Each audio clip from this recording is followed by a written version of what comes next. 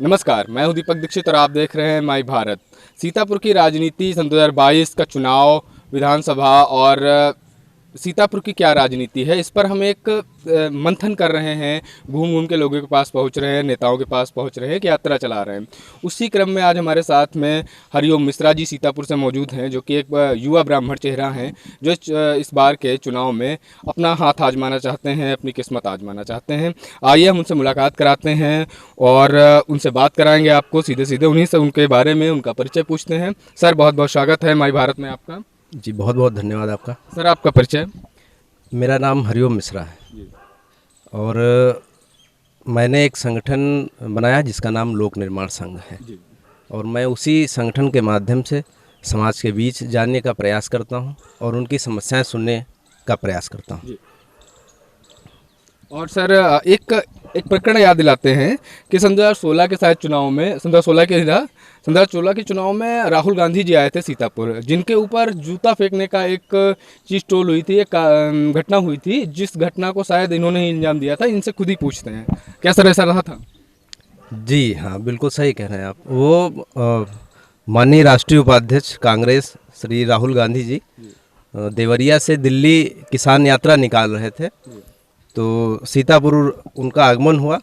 उन पर जो है ये जूता वाली घटना हुई थी, क्योंकि उस समय उड़ी का हमला हुआ था और उस घटना में राहुल गांधी जी ने एक बयान दिया था कि ये लोग मरने के लिए है ही।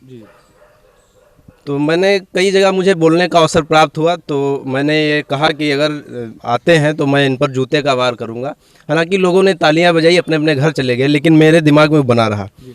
राहुल गांधी जी सीतापुर आए तो फिर वो घटना करने का मुझे अवसर प्राप्त हुआ। उसके बाद क्या रहा? उस घटना कैसे करने के बाद में फिर क्या हुआ? उस घटना के बाद मुझे जेल भेज दिया गया। जेल से निकलने के बाद कई सारे फर्जी मुकदमे दर्ज हुए और मुकदमे मेरे परिवार के लोगों पर भी मुकदमे दर्ज हुए। छोटे भाई को कई बार जेल भेजा गया। इस तरह से बहुत सारी घटनाएं हुई। हालांकि मैं अपने परिवार के साथ, अपने इष्ट मित्रों के साथ, अपने शुभचिंतकों के द्वारा मैंने उन सारे संघर्षों के विरुद्ध लड़ाई लड़ी और उनको विराम किया। और जहाँ इस समय हम खड़े हुए हैं, ये एक आश्रम है और इसके बारे में शायद सीतापुर के ज़िले के लोगों को बहुत कम मालूम होगा। और इस आश्रम के बारे में सारी चीज़ें जो भी हैं वो हम हरिओम जी से ही पूछते हैं, यही बताते हैं। सर, ये जो जिस आश्रम में खड़े हैं उस बारे में सीतापुर की आवाम को बताइए, ये क्या है और इसका संचालन कैसे होता है और इसके पीछे का इतिहास क्या है? देखिए, जिस तपोस्थली पर आप खड़े हैं ये श्री गिरधारी नाथ जी महाराज की ये तपोस्थली है, जो कि इस्माइलाबाद कुरुक्षेत्र हरियाणा से आकर के उन्होंने तप किया और यहीं पर उनकी तपोभूमि भी बनी हुई है, जैसे आपने देखा भी है। ये इस समय वर्तमान समय में यहाँ के पीठाधीश्वर हैं श्री योगी नरेश नाथ जी महाराज, आप उनसे मिल चुके हैं। उन्हीं के द्वारा ये संचालित किया जाता है। यहाँ पर इसकी एक बहुत बड़ी संगत है। उत्तराखंड, हरियाणा, पंजाब, चंडीगढ़, हिमाचल प्रदेश, जम्मू कश्मीर आज से सेवादार यहाँ पर आते रहते हैं और जैसा कि आप देखे भी हैं तो बहुत सारे उत्तराखंड के लोग इस समय यहाँ पर सेवाएं अपनी दे रहे हैं। तो ये जो निर्माण कार्य हो रहा है ये किसके द्वारा कराया जा रहा है? ये यहाँ की संगत के द्वारा कराया जा रहा है, जिनको भी अपने गुरु महाराज के प्रति आस्था है और ये निर्माण चल रहा है। यहाँ वहीं से लोग आते हैं और जो उनसे बन पड़ता है वो गुरु की सेवा में अर्पित करते हैं। सर, ये तो बात हो गई यहाँ के आश्रम की। और सर, जैसे आपका इस बार, आप अभी बता रहे थे हमें कि राजनीतिक करियर भी इस बार आपका स्टार्ट हो रहा है विधानसभा से, आगामी जो 2022 के चुनाव हैं, तो उस बारे में आप कैसे सीतापुर को देख रहे हैं और यहाँ के कौन से मुद्दे लेकर आप उतरेंगे? देखिए, चुनाव लड़ने का जो निर्णय है वो मेरे संगठन लोक निर्माण संघ के संस्थापक, कार्यकर्ता और सदस्यों का निर्णय है। तो उन्होंने मुझको आदेशित किया है कि आप क्षेत्र में जाइए और क्षेत्र की समस्याएं सुनिए, देखिए जनता क्या कहती है। देखिए, रही बात मुद्दों की, तो मुद्दे यहाँ पर 25 साल से हमारे आदरणीय विधायक जी, पूर्व विधायक श्री राधे श्याम जायसवाल जी रहे हैं और 5 वर्षों से भाजपा से विधायक अभी रहे, तो सपा में शामिल हो गए हैं माननीय राकेश राठौर जी। तो बातें तो इन लोगों ने बहुत बड़ी बड़ी की, लेकिन ज़मीनी स्तर पर आप अभी हमारे घर गए थे, मोहल्ले होकर के आए हैं, स्थिति आपसे कुछ जो है छुपी हुई नहीं है। हाँ सर, मैं जानना चाहता हूँ जैसे मतलब आप समाज सेवा और इन सारी चीज़ों में विलिप्त रहते हैं, उसके बावजूद भी जैसे आपके घर हम भी पहुँचे तो हमने देखा कि रोडों पे कचाकच नालियाँ जो हैं वो बाहर बह रही हैं, ना ही खड़ंजे सुदृढ़ लगे हुए हैं, तो इसको आप कैसे देखते हैं कि आप घर आसपास का ही माहौल ऐसा है? देखिए, इनके पास जो नगर पालिका अध्यक्ष जी हैं वर्तमान में, इनके पास तो यहाँ से कोई जाता वो कहते थे वहाँ से हमें वोट नहीं मिली। मैं उनसे ये पूछना चाहता हूँ और कहना चाहता हूँ कि आपको वोट नहीं भी मिली है फिर भी आप जनप्रतिनिधि बनाए गए हैं, क्या इस तरह के व्यवहार आप अंतर मन की वेदना में जाकर के अपने आप से पूछिए, क्या सही कर रहे हैं या गलत कर रहे हैं? भाई, पैसा जो आप खर्च करेंगे वो अपनी जेब से नहीं खर्च करेंगे। पहले माननीय मुखिया थे हमारे प्रदेश के अखिलेश यादव जी, तो बहुत बड़ी बड़ी घोषणाएं, सबको लैपटॉप बांटते थे, सबके लिए सब रोड बनाते थे। अब क्यों नहीं बनवा रहे? अब तो वो सत्ता में नहीं है। नहीं, सत्ता में नहीं है, मतलब तो वो अपने पास से नहीं बनाते ना, वो तो उत्तर प्रदेश सरकार में जिसको जनता नेतृत्व देगी उसको बनाएंगे। तो अब वो रहे ही नहीं, तो वो पैसा वहाँ का थोड़ी था। सर, एक चीज़ और जानना चाहेंगे कि जब मैंने पूछा आपसे कि यहाँ के जो विशेष मुद्दे हैं सीतापुर के, वो आपकी नज़र में क्या हैं? सबसे पहले तो एक ट्रामा सेंटर, यहाँ का भव्य ट्रामा सेंटर बना पड़ा है, वो बंद पड़ा है। कश्मीर से कन्याकुमारी तक ये नेशनल हाईवे है, पूरे देश का आदमी यहाँ से निकलता है।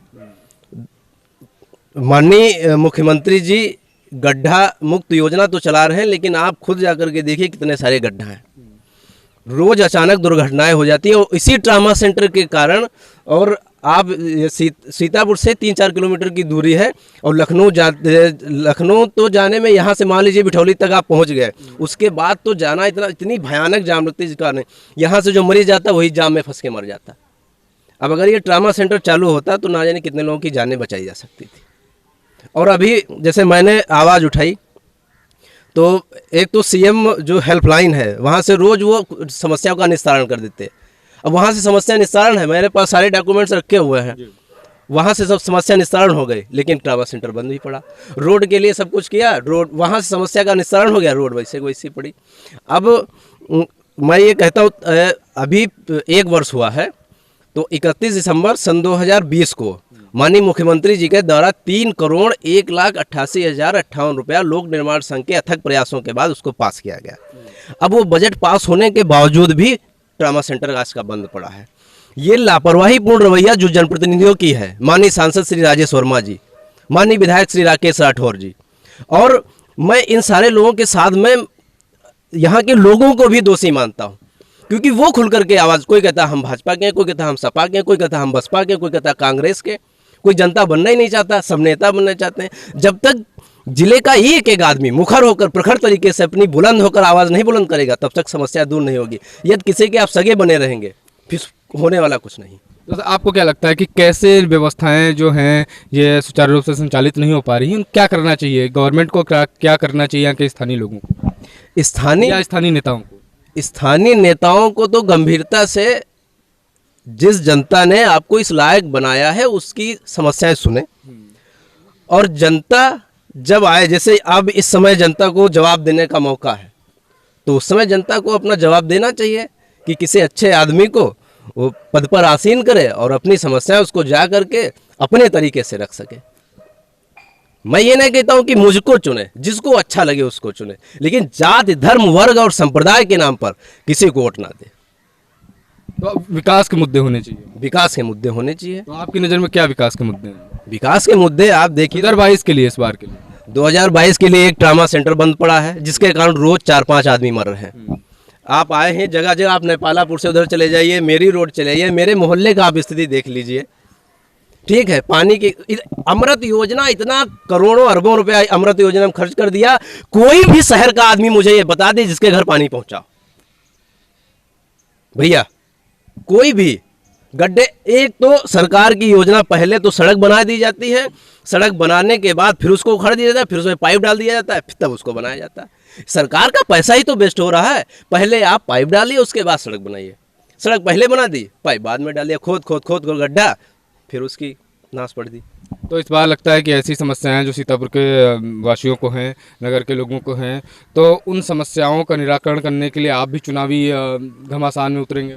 हाँ, यदि जनता का समर्थन मिलेगा तो मैं एक प्रयास कर रहा हूँ और देखते हैं कहाँ तक सफल होता है। फिलहाल मेरी विधानसभा और मेरी कर्म भूमि के साथ में मैं अपने नारे को लेकर के अपने क्षेत्र में जाऊँगा। क्या नारा है?